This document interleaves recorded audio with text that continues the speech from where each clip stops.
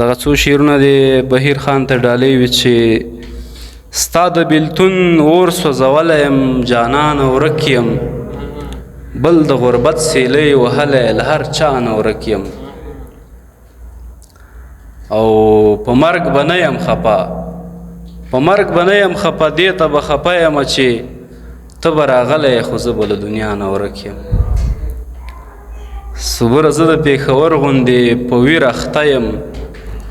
د اغیار پنجو کې له لوی افغانستان ورک یم او زړګیه ښه ګټه دې وکړه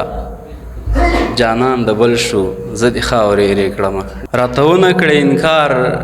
مسلماني ده غاړه راکه که نه یار مسلماني ده حافظه مې ستا په یاد کې شوله ختمه مړه دومره انتظار مسلماني ده او مسلمان په خپل فرهنګ باندې شرمیږي مسلمان په خپل فرهنګ باندې شرمیږي دا نن ځکه تار په تار مسلماني ده د کور خواته یې له لوږې ماشومان مري دا د دې وخت د واکدار مسلماني ده پښتانه له مرګه پس په اتفاق شي هدیرو کې په قطار مسلماني ده ترې راټول کړه د دې خلکو ځان صبره کردار نشته د گفتار مسلماني ده ډېره زیاته